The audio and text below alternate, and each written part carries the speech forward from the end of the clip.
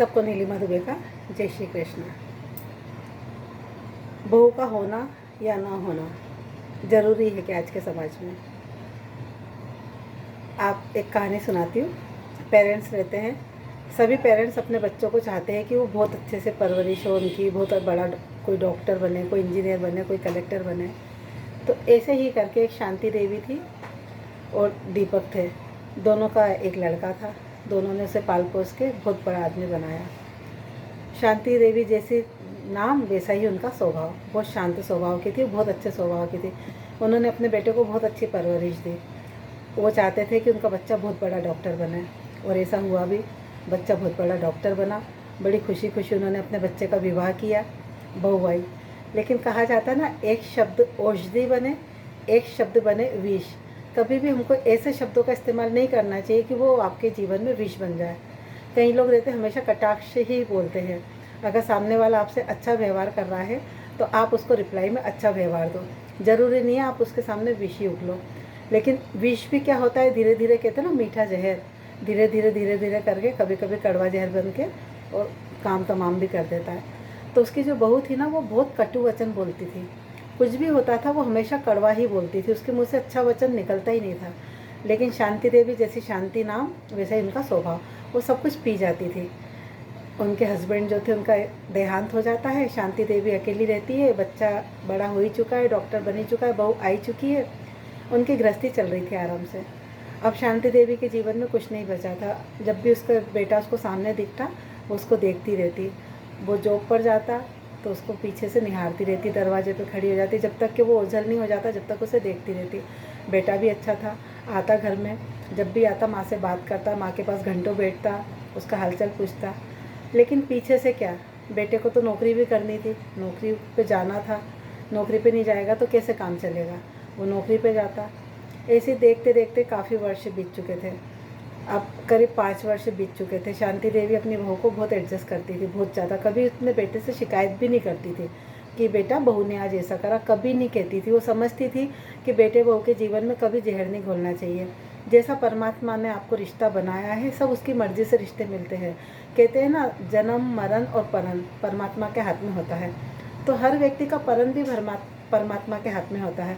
परन मतलब उसकी शादी बेटे की। कई लोगों को परन का शब्द नहीं पता हो। तो अब जैसे उसका नसीब में बहू लिखी थी, उसके जीवन में सब कुछ अच्छा था। शांति देवी के जीवन में पति अच्छा मिला, पर देहांत हो गया, कोई बात नहीं। बेटा बहुत ध्यान रखता था, बड़ा डॉक्टर बन गया। लेकिन बहू उसकी बहुत बेकार आई। बहू बहुत, जब भी मुंह खोलती, जब कटाक्षी बोलती, जहरी उगलती। पर शांति देवी पीती थी, बहुत पीती थी, बहुत पीती थी। लेकिन कहते हैं ना, अब ठीक है, पीती थी, पी रही थी। एक दिन वो अपने बेटे को जाते हुए देखती है। वो क्लिनिक जा रहा होता है, दरवाजे पे खड़ी हो जाती है शांति देवी। देखती रहती है कि मेरा बेटा जा रहा है, मेरा बेटा कितना बड़ा डॉक्टर बन गया। बड़ी खुश होती है। बेटा भी उसका बहुत अच्छा था, माँ को बहुत प्यार करता था। वो क्लिनिक जाता है, सास अपनी माँ अपने बेटे को देखती रहती है। उधर से किसी की है ना शव यात्रा निकल रही होती है। कहा जाता है कि शव यात्रा के हाथ जोड़ के दर्शन करना चाहिए, शुभ रहते हैं। तो शांति देवी पुराने ज़माने की, पुराने ख्यालातों की थी। वो अपनी बहू को आवाज़ देती है, बेटा नीरू, ए बेटा नीरू, आजा, आजा बेटा आजा, आके देख ले, शव यात्रा निकल रही है। लेकिन नीरू तो नीरू बड़ी कठोर, नहीं आई। उसने बहुत बुलाया, आजा बेटा आजा, देख ले ये शव यात्रा निकल रही है, आजा, किसी की कोई मर गया, किसी की अर्थी निकल रही है, दर्शन कर ले, हाथ जोड़ ले, आजा बेटा आजा। लेकिन उसको नहीं आना था, वो नहीं आई। सास ने फिर आवाज़ दी, बेटा आजा। लेकिन वो जैसे ही आई, आकर बोलती है कि मुझे ये शव यात्रा नहीं देखनी, तुम्हारी शव यात्रा कब निकलेगी, मैं तो उसी को देखूंगी। ऐसा बोल के वो अंदर चली जाती है। शांति देवी को बहुत बुरा लगता है, बहुत दुख होता है। वो उसको बहुत ज़्यादा तकलीफ़ होती है। अब वो अपनी बहू निर्मला का स्वभाव, उसका नाम नीरू प्यार से बोलते निर्मला रहता है। निर्मला का स्वभाव, हमेशा एडजस्ट किया उसने, हमेशा पिया, जो बोला उसने, कभी बेटे से शिकायत नहीं की। लेकिन उस दिन उसको बहुत दुख हुआ, इतना दुख हुआ कि वो सह ना पाई।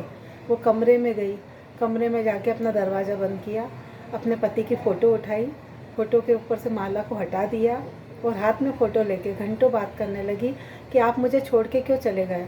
आप मेरे साथ थे तो मेरा जीवन कितना अच्छा था, मैं कितनी सुखी थी, और आप मुझे अकेला छोड़ के क्यों चले गए। रोने लगी, विलाप करने लगी। फिर उनसे रहा नहीं गया, अपने पति से शिकायत करती रही, रहा नहीं गया। और फिर जहर की बोतल लेकर उसने जहर पी लिया। निर्मला आती है कमरे में, आकर देखती है कि उसकी माँ एकदम शांत पड़ी है। बाई आती है, बाई भी साथ में उसके आती है कमरे में। बाई कहती है, अरे अरे मैम साहब, माँ जी को क्या हो गया, माँ जी को क्या हो गया। तो वो अपनी बाई को कहती कि जा तू उस कमरे में देख, मैं देखती हूँ क्या हुआ। पढ़ी लिखी होती है वो, तो झट से उसका मुंह पोंछती है, तस्वीर को एक सी करती है, वापस से तस्वीर पे फूल का हाल चढ़ाती है। बाकी तो कमरे में कुछ अव्यवस्थित था ही नहीं। वापस से तस्वीर अपनी जगह लगा देती है, उसका मुंह साफ कर देती है और तुरंत अपने पति को फ़ोन लगाती है और कहती है, आप कहाँ हो, क्या कर रहे हो। तो उसका पति कहता है कि मैं OTP में जा रहा हूँ। तो कि नहीं आप जल्दी घर आ जाओ, देखो माँ जी को क्या हो गया। लड़का माँ से बहुत प्यार करता था, तुरंत OTP से छोड़ के और तुरंत दौड़ लगा के अपने घर आता है। घर आता है, जैसे ही देखता है, वो तो डॉक्टर था, देखते ही समझ जाता है कि माँ का देहांत हो गया। उसके चरणों में बैठ जाता है, रोने लगता है, कलपने लगता है। समझ में नहीं आ रहा था उसने जहर खाया, लेकिन वो फिर भी समझ जाता है कुछ ना कुछ ऐसी बात है, मैं माँ को आराम से छोड़कर गया था, आखिर ऐसा क्या हुआ। तो वो क्या करता है कि उसको आवाज़ देता है, उसकी मिसेज से कहता है, आवाज़ क्या देता है, उसी कमरे में वो रहती है, उसकी तरफ देखता है, उससे पूछता है कि तुम दोनों में कोई बात हुई थी क्या आज। वो कहती नहीं मेरी तो कोई बात नहीं हुई। वो मुकर जाती है। पूछते ही उसकी नज़र उसकी माँ के हाथ में पड़ जाती है, जिसमें एक चिट्ठी लिखी रहती है। वो हाथों में से चिट्ठी को निकालता है। चिट्ठी को देखते ही निर्मला के होश उड़ जाते कि कहीं इसमें कुछ लिखा ना हो। अब वो चिट्ठी को ज़ोर से पढ़ने लगता। उसमें लिखा रहता है, बेटा तू बहुत अच्छा है और मैं क्या करूं, मैं अकेली रहती थी, तेरे पापा जी चले गए, मुझसे रहा नहीं जा रहा था, मुझसे ये अकेलापन सहा नहीं जा रहा था। इस अकेलेपन के कारण मैं बहुत दुखी रहती थी बेटा, बाकी मुझे कोई दुख नहीं। तू तो मेरा जिगर का टुकड़ा है, तूने मुझे कभी दुख नहीं दिया, तूने मुझे हमेशा अच्छा रखा, लेकिन मेरा अकेलापन मुझे खा रहा था बेटा। बहू भी बहुत अच्छी है बेटा, बहू ने मेरी जी से सेवा करी है, बहू ने कभी मुझे एक शब्द भी अपशब्द नहीं बोला, बहुत मधुर वाणी बहू है मेरी। और बेटा बहू पे कभी शक मत करना, बहू से कुछ मत कहना। हालांकि बेटा तो जानता था कि सास बहू का आपस में कैसा व्यवहार है, पर जो उसने लिखा कि बेटा अब बहू सुन रही है, बहू का हृदय परिवर्तन हो रहा है, बहू चौंक रही है सुनकर कि माता जी ने मेरे बारे में इतने अच्छे अच्छे वचन कहे हैं, इतनी अच्छी बातें कही, मेरी एक शिकायत ज़िंदगी में कभी नहीं लगाई और मरते मरते भी मेरी तारीफ़ करके जा रही है। बहू को बहुत रोना आता है, उसका हृदय परिवर्तन होता है। वो बेटे को तारीफ़ ही लिख कर जाती है और आशीर्वाद देती है और कहती मैं अपने अकेलेपन के कारण बहुत दुखी थी, तो अकेलेपन के कारण मैं सुसाइड कर रही हूँ। और कह के वो रोने लगता है। अब बाद में हृदय परिवर्तन से क्या होता है, हृदय परिवर्तन होना होता तो पहले ही होता। जब सास आपकी शांत स्वभाव की है तो आप क्यों क्रूरता दिखाते हो। अगर शांत आपके साथ क्रूरता दिखा रही तो ठीक लगता है क्रूरता दिखाना, कि चलो फिर भी शांत रहना चाहिए। पर सास इतने शांत स्वभाव की है कि उसने जीवन में कभी आपके बेटे से एक शब्द आपकी चुगली नहीं करी। तो इतना समझ लेना चाहिए कि इस तरह की स्थिति और किसी घर में पैदा ना हो। जय श्री कृष्ण।